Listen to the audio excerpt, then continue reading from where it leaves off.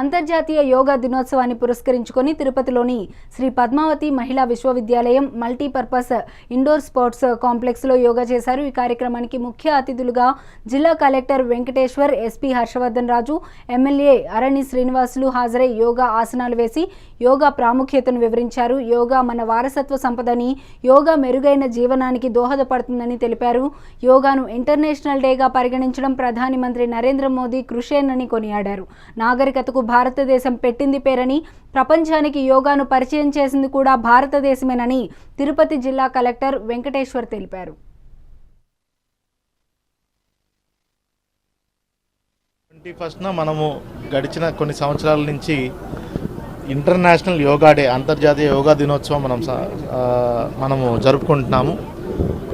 మొన్న గౌరవ ప్రధానమంత్రి గారు మనకి అమరావతి విచ్చేసినప్పుడు జూన్ 21న ఇంటర్నేషనల్ యోగా డే దినోత్సవాన్ని మనకి విశాఖపట్నంలో, మన రాష్ట్రంలో విశాఖపట్నంలో నిర్వహిస్తామని ప్రకటించడం జరిగింది. దానికి అనుగుణంగా గౌరవ ముఖ్యమంత్రి గారు అందరు అధికారులకి, అందరు ప్రజాప్రతినిధులు అందరికీ కూడా ఈ ఇంటర్నేషనల్ యోగా డేని ఒక పెద్ద ఎత్తున నిర్వహించమని కూడా మా అందరికి ఆదేశాలు ఇచ్చున్నారు. దాంట్లో భాగంగానే ఈరోజు మే 21న ఈ ఇంటర్నేషనల్ యోగా కార్యక్రమానికి ఒక కర్టన్ రైజర్ ఈవెంట్గా ఈరోజు మనం జరుపుకుంటున్నాము. ఈ రోజు నుంచి వచ్చే నెల రోజులు కూడా ఈ మంత్ అంతా కూడా యోగా మంత్గా కూడా ప్రభుత్వం దీన్ని డిక్లేర్ చేసింది.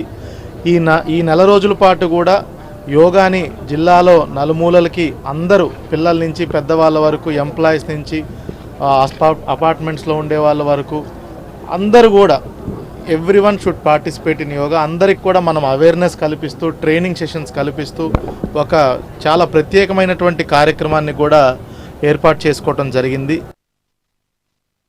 ఈరోజు తిరుపతి జిల్లాలో కలెక్టర్ గారు, ఎస్పీ గారు, ప్రజాప్రతినిధులు, ఎన్డీఏ కూటమి నాయకులు అందరూ కూడా కలిసి ఈరోజు యోగా డేని ప్రారంభించడం జరిగింది.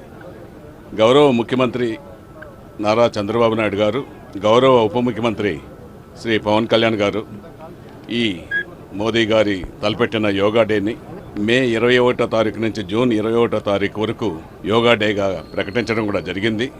ఈ యోగా డే ప్రతి ఒక్కరికి అవసరం.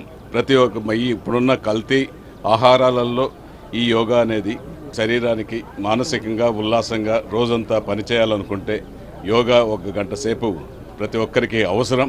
జిల్లా యంత్రాంగం తరపున కలెక్టర్ గారు, మేము, ప్రజాప్రతినిధులు, మిగతా అందరినీ కూడా దీంట్లో భాగస్వాములు చేసి యోగాని మరింతగా ప్రజల్లోకి తీసుకెళ్ళాలి, యోగా యొక్క విశిష్టతను ప్రజలకు తెలిసేలా చేయాలనే ఒక సంకల్పంతో, ఒక ఉద్దేశంతో ఈరోజు ఇనాగరేషన్ ప్రోగ్రాం చేయడం జరిగింది.